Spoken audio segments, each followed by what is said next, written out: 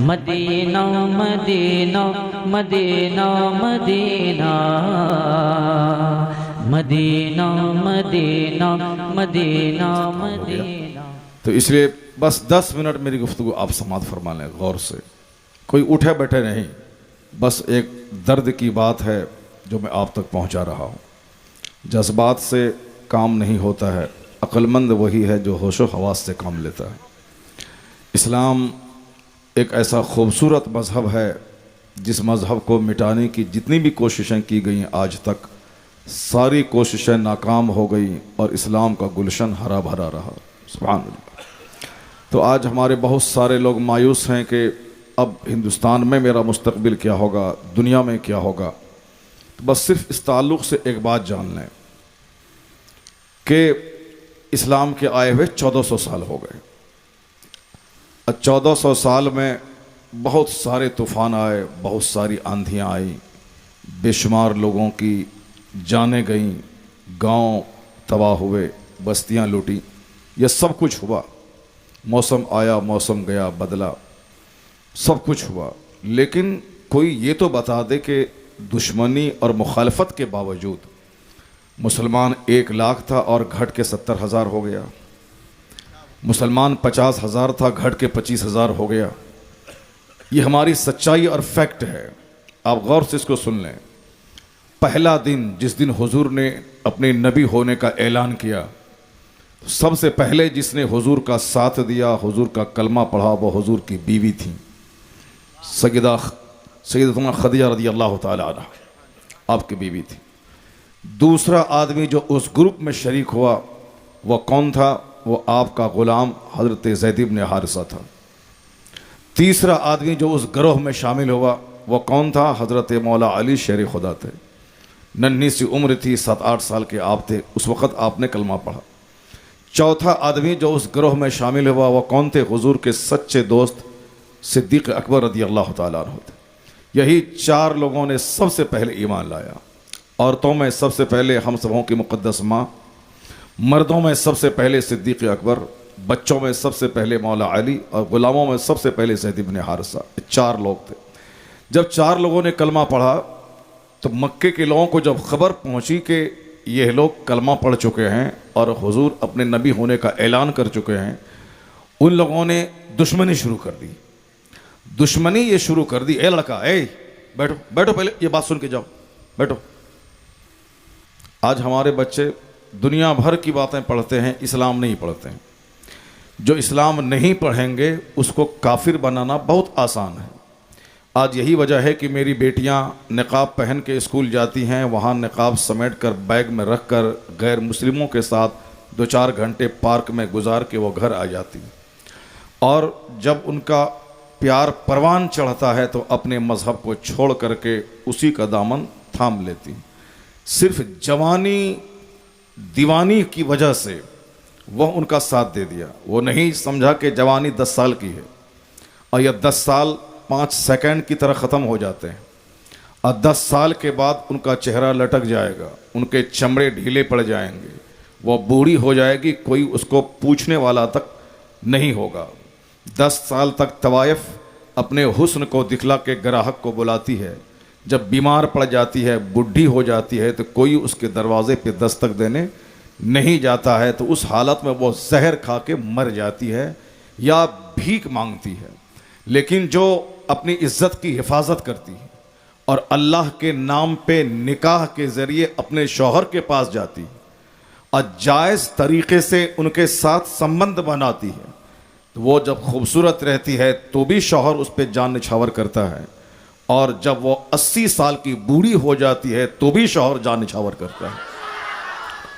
वो अगर तंदुरुस्त रहती है तो भी शौहर के लिए प्यारी रहती है, और अगर वह ख़तरनाक बीमारी से ग्रस्त हो जाए तो भी शौहर के लिए प्यारी होती है।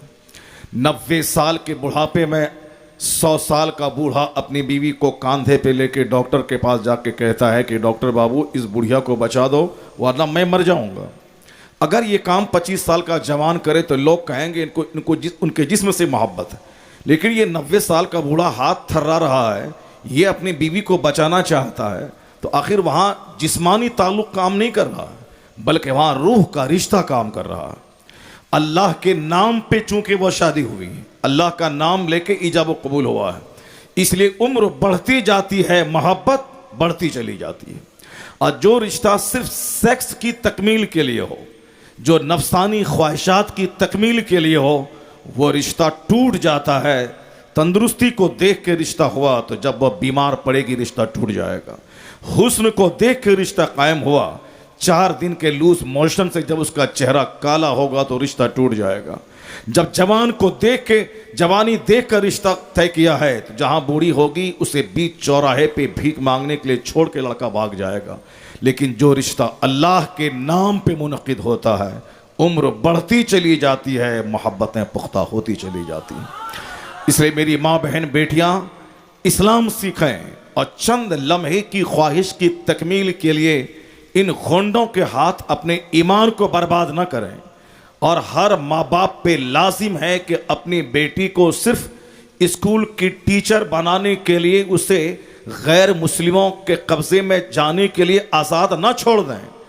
टीचर की नौकरी 30 साल, उसके बाद वह बूढ़ी होगी, मौत का इंतज़ार करेगी। मरने के बाद वहाँ ना कोई बाप, ना भाई, ना शौहर, कोई काम नहीं आएगा। ये जो 18 साल से लेके 25 साल तक नंगे सर, नंगा चेहरा, गैरों के साथ बैठकर जो ग्रेजुएशन किया और फिर गैर मर्दों के साथ जाके 30 साल तक नौकरी की, अगरचे वो ज़िना नहीं किया हो, लेकिन चेहरा खोल के दूसरों के सामने जाना ये चेहरे का ज़िना, सर के बाल खोल के गैर मर्दों के सामने रहना ये सर के बाल का ज़िना, अजनबी मर्दों से हाथ मिलाना ये हाथ का ज़िना। तो किसने वो रास्ता दिखलाया? जब तक वह इस जुर्म में गिरफ्तार रहेगी, वो सारा गुनाह उस बाप के सर होगा जिसने उस मखलूत तालीमी इदारे का रास्ता दिखलाया। वह उनकी इज्जत की हिफाजत नहीं की, जिंदगी तो खत्म हो गई, मगर ये करोड़ों गुनाह उसके सर रहे और उसके बाप के सर रहे। अगर हमारी बेटी इज्जत की हिफाजत की, नौकरी नहीं मिली, वह चूल्हे के साथ रही, 70-80 साल गुजार के सर के बाल, चेहरा, गर्दन, सारा जिस्म छुपा के रही, नमाज की पाबंदी करती रही, 80 साल में मर गई। जहां गई वहां खरबों साल का एक दिन होगा, 50,000 साल का एक दिन होगा, वहां मौत नहीं होगी। ये बताएं कि दुनिया का 100 साल एक सेकंड की तरह खत्म हो गया, लेकिन अब अगर वहां खरबों साल की जन्नत में गई है तो एहसान उस बाप का है जिसने अपनी बेटी को जिना के माहौल से बचा के जन्नत का रास्ता दिखलाया। इसलिए सिर्फ नौकरी के शौक में अपनी बेटी को बर्बाद कर देना, नौकरी के शौक में अपने बेटे को तबाह कर देना, ये अहमकों और नादानों की कहानी है। नजर आखिरत पर है जहां का एक दिन 50,000 साल के बराबर है। ये दुनिया का 100 साल जिसमें बचपन, जवानी, बुढ़ापा तीनों पीरियड है, पानी के बुलबुले की तरह खत्म हो जाती है जिंदगी। असल आराम वहाँ का, असल तकलीफ वहाँ की। इसलिए मुसलमानों को चाहिए कि अपनी बेटी की घुट्टी में इस्लाम पिला दे, आखिरत की बात बता दे, जन्नत का जुनून चढ़ा दे। अगर ये माँ बाप करने में कामयाब हो गया, अगर कोई काफिर का बच्चा उसको सोने का जेवर दिखला के अपनी तरफ माइल करना चाहा, अपनी इंजीनियरिंग की नौकरी दिखला के कि मैं 5 लाख महीना कमाता हूं, एक शानदार करोड़ का मकान तेरे नाम कर दूंगा, तू मेरे साथ आ जा, अगर ये मकान का लालच दे तो मेरी बेटी जन्नत और आखिरत और ईमान की दौलत के तहफ्फुज की फिक्र में वह ये उसको कह दे, कहने में समर्थ हो जाए, बाप ने ऐसी तरबियत उसकी की हो, इस कदर उसके सीने में ईमान स्ट्रांग हो, वह उसको बोले कि जिंदगी भर में कुंवारी रह जाऊंगी मगर ईमान का सौदा नहीं करूंगी। यानी मेरी बेटियों का ईमान इतना स्ट्रांग होना चाहिए। और सुन लीजिए, फिजिक्स, केमिस्ट्री, बायोलॉजी पढ़ना ये बहुत छोटा सा काम है और कुरान हदीस पढ़ना बहुत बड़ा काम है। दुनिया में 1 करोड़ का घर बना लेना छोटा सा काम है और जन्नत में जगह पाना ये जिंदगी का सबसे बड़ा काम है। और जब तक मुस्कान नामी उस औरत ने फिजिक्स पढ़ी, केमिस्ट्री पढ़ी, बायोलॉजी पढ़ी, आर्ट पढ़ी, कॉमर्स पढ़ी, मेट्रिकुलेशन किया, इंटरमीडिएट किया, ग्रेजुएशन किया, मगर कोई उसको जाना नहीं, किसी ने मोहब्बतों का फूल के पांव के नीचे नहीं बिछाया, ना उनको शहर में कोई जानता था, ना पूरे हिंदुस्तान, पूरी दुनिया में कोई जानता था। वो गरीब घर की बेटी थी, कॉलेज में पढ़ी, इससे पहले स्कूल में पढ़ी, उनकी सहेली जानती थी। लेकिन फिजिक्स केमिस्ट्री छोड़कर जिस दिन उसकी जबान पे अल्लाह अकबर की सदा हो गई, उस दिन सारी दुनिया में मकबूल अनाम भी हो गई और दौलतें उसका पांव चूमने लगी। दुनिया में इज्जत मिली कि आज गुलाम सरवर उनका नाम अपने शेर में दाखिल करके आपके जज्बात को झंझोड़ रहा है। लाख हजारों शायर अपने अशार में उनके नाम को शामिल किया है।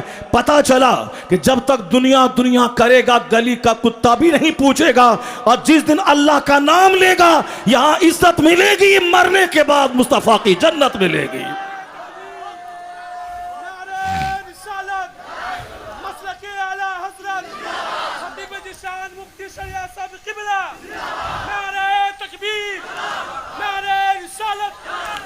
सिर्फ घर मकान बनाना कमाल नहीं है, गाड़ी खरीदना कमाल नहीं है, घर में सोफा गद्दा लगाना कमाल नहीं है। हम लोग क्या मकान बनाएंगे? 50 करोड़ का एक घर, इस हिंदुस्तान में 500 करोड़ का घर मौजूद है। 50 करोड़ का घर मौजूद है, 50 अरब का घर। तो मेरा 50 करोड़ का बंगला उसके सामने कैसा लगेगा? मेरी फॉर्च्यूनर 30 लाख की या 30 करोड़ की कार सामने मौजूद है, कैसी लगेगी मेरी कार उसके सामने? मेरी घड़ी 2 लाख की राडो घड़ी, लेकिन यहां 2 करोड़ की घड़ी मौजूद है, कैसी लगेगी मेरी घड़ी? यहां सामने फॉर्च्यूनर वाला खड़ा है, कैसा लगेगा मेरा अल्टो? कैसी लगेगी मेरी अल्टो कार छोटी सी? मुकाबला नहीं कर पाएंगे किसी का। आपके पास फॉर्च्यूनर है, किसी के पास ऑडी कार है 80 लाख की, आपके पास ऑडी है, किसी के पास मर्सिडीज है 10 करोड़ की, किसी के पास जागवार कंपनी की 50 करोड़ की कार है। तो मुकाबला दौलत का नहीं कर पाएंगे आप किसी का।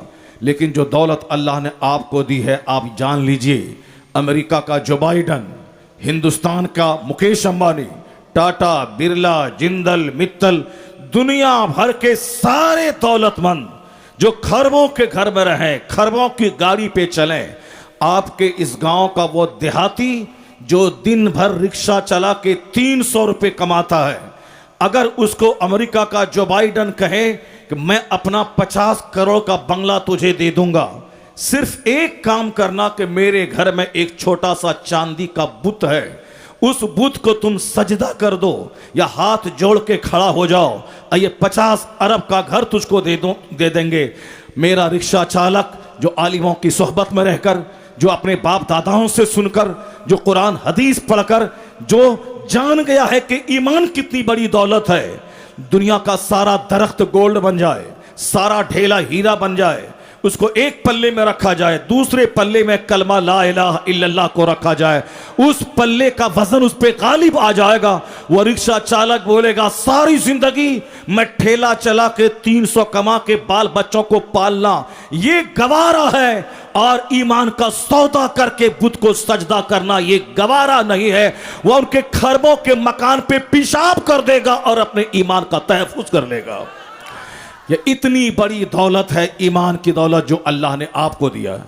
जो दौलत मुकेश के पास नहीं है, जो दौलत बिल गेट्स के पास नहीं है, जो दौलत बिल क्लिंटन के पास नहीं है, जो दौलत जो बाइडन के पास नहीं है, जो दौलत टाटा के एमडी के पास नहीं है, जो दौलत पटना के सबसे बड़े मालदार के पास नहीं है, जो दौलत नीतीश और आदित्य जोगीनाथ के पास नहीं है, जो दौलत मोदी जी और साहब गृह मंत्री अमित शाह के पास नहीं है, वह दौलत ईमान की दौलत अल्लाह ने आपको अता फरमाया है। आपसे बड़ा धनवान, आपसे बड़ा मालदार कोई नहीं है। जिस दिन उस ईमान के महत्व को आप समझ गए, उस दिन सोने की दीवार, मिट्टी की दीवार दोनों बराबर हो जाएगी। आप कहेंगे मुझे दुनिया नहीं चाहिए, मुझे मुस्तफा और अल्लाह की रजा चाहिए और जन्नत में अपना घर चाहिए। जब इतनी बड़ी दौलत अल्लाह ने आपको दी है, तो क्यों 2-4 सिक्के की खातिर आप झूठ बोलते हैं? क्यों 2-4 रुपए की खातिर अपने ईमान का सौदा करते हैं? अपने बाल बच्चों को सख्ती से ईमान सिखलाइए। दुनिया में क्या हो रहा है उससे क्या बहस है? कर्नाटका के हाई कोर्ट ने हिजाब के खिलाफ उन्होंने एक फैसला सुना दिया कि कंपलसरी नहीं है। ठीक है, सुनाने दीजिए, कोई प्रोटेस्ट नहीं, कोई एहतजाज नहीं, कोई हंगामा नहीं। इससे पहले भी पार्लियामेंट में बिल पास हुआ है 3 तलाक के ताल्लुक से, जो एंटी इस्लामी गैर इस्लामी बिल है। उस बिल को हम लोग कभी तस्लीम न किए हैं, न कभी करेंगे, मगर उन्होंने पास कर दिया। पास करने से क्या हुआ? हमारा कौन सा बेटा जेल चला गया? किसने तलाक की वजह से उस बिल की जद में आके उसका घर उजड़ गया? नहीं, बिल पास हुआ वो रद्दी की टोकरी में रह जाएगा। अगर हमने शरीयत पर अमल किया और हमने शरई इदारे शरिया अपने उलमा से राब्ता किया, वो बिल सड़ जाएगा, कोर्ट में हमारी पेशी ना होगी। सबसे बड़ा कोर्ट हमारा इदारे शरिया है, सबसे बड़ी अदालत हमारी इस्लामी अदालत है। जिस दिन शरीयत पे अमल हो गया उसका बिल सड़ जाएगा, मगर हम उसकी इज्जत में नहीं आएंगे। इसलिए आप शरीयत पे अमल करो। दुनिया वाला जो भी बनाए वह बनाता रहे, शरीयत पर अमल कर। अल्लाह तुझे यहां भी इज्जत देगा, मरने के बाद जन्नतुल फिरदौस में आला मकाम अता फरमाएगा। शरीयत पर अमल कीजिए, दुनिया को अपना काम करने दीजिए। ठीक है, उन्होंने ऐसा कर दिया है कि कोई लड़की हिजाब पहन के कॉलेज नहीं आएगी। ठीक है, तुम्हारा काम था, तुमने फैसला सुना दिया, तुम सुनाते रहो। अब हमको हंगामा नहीं करना है, हमको सड़कों पे नहीं आना है, तन्हाई में बैठकर गौर करना है कि ऐसा दिन देखने को क्यों मिला, क्यों ऐसा दिन देखने को मिला, क्यों हमारी बेटियां हिजाब पहन के जाती हैं तो रोक दिया गया। बातें दूसरी बहुत सारी हो सकती है, मगर चूंकि मैं एक मौलवी हूं, हमारा काम है दीन समझाना, दीन सिखाना, कुरान हदीस की रोशनी में मसले का हल ढूंढना।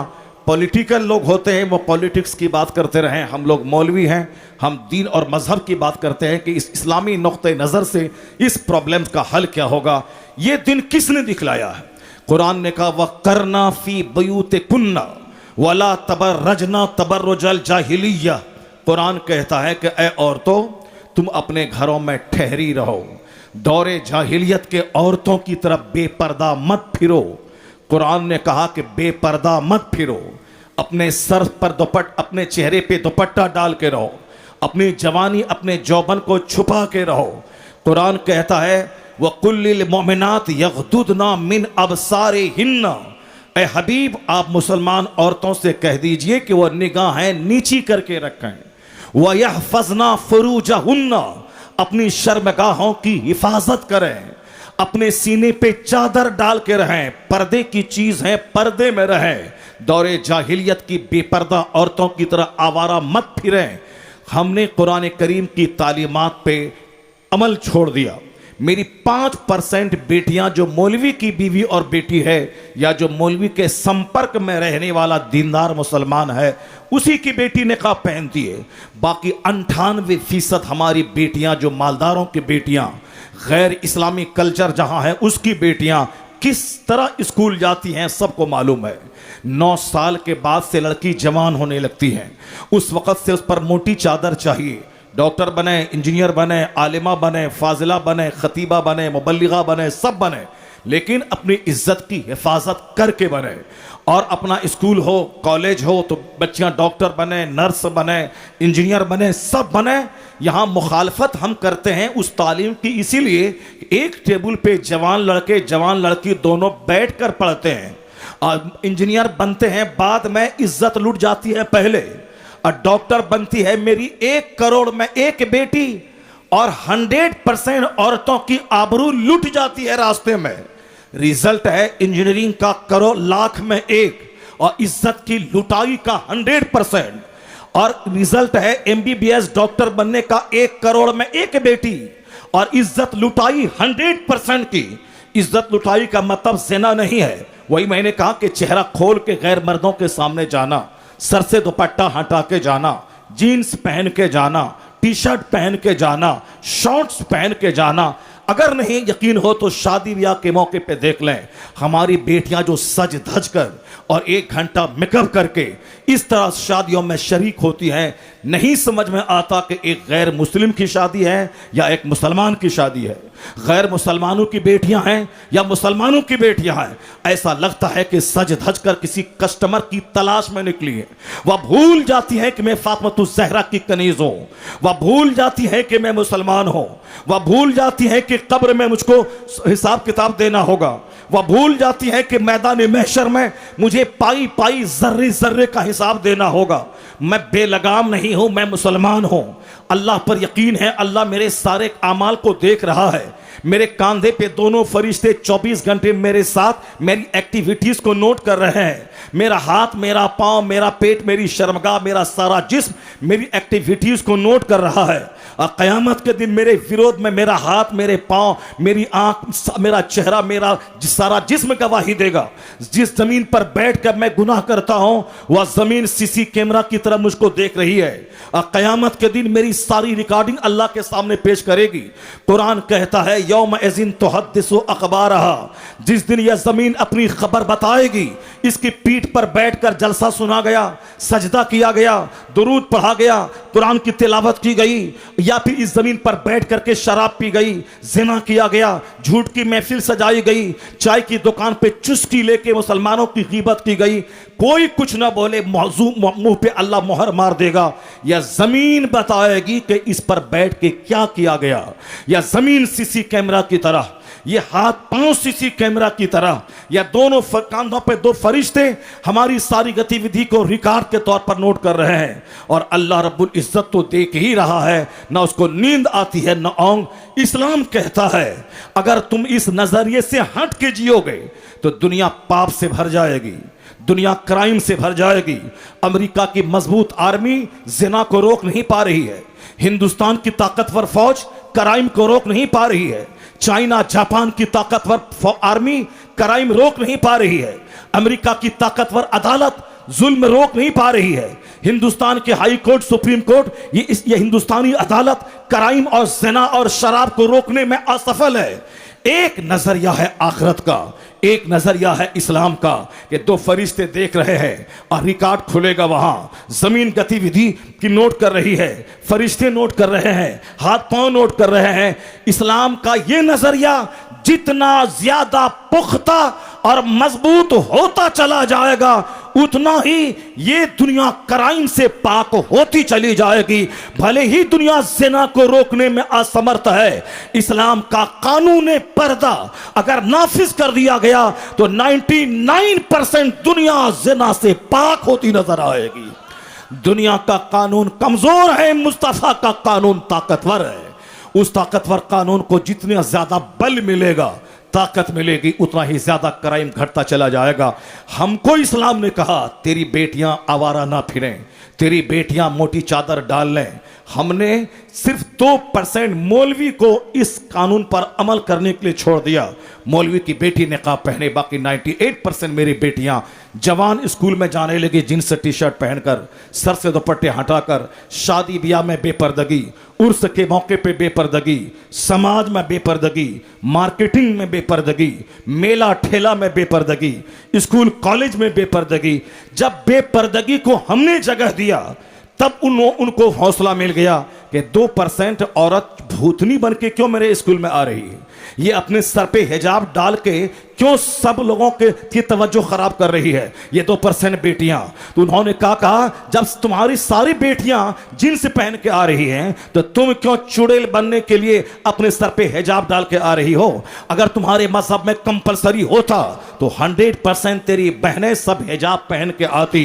उस वक्त किसी को जुर्रत ना होती कि हिजाब के खिलाफ जबान खोला जाए। तो अब जब इस तरह की बात आ गई है और हमने कुरान की तालीम की खिलाफ वर्जी करके इन काफिरों को बोलने की जबान अता कर दिया है, तो अब जब सुनने में ऐसा लग रहा है कि कोर्ट ने भी उसका साथ देके हिजाब के बारे में अपना फैसला सुना दिया है, अब खामोश बन के सारा मुसलमान कसम खा ले कि तुमने पर्दा मिटाने की ठान लिया है, तो अब हमने भी अपनी बेटियों को पर्दा पे डालने की कसम खा लिया है। अब हम भी कसम खाते हैं कि 9 साल से ऊपर की मेरी बेटियां, कोई भी चाहे अरबपति की बेटी हो या चपरासी की बेटी हो, सब कनीज़े फातिमा बनकर हिजाब और निकाब के साथ चलेगी, बेपर्दा ना फिरेगी।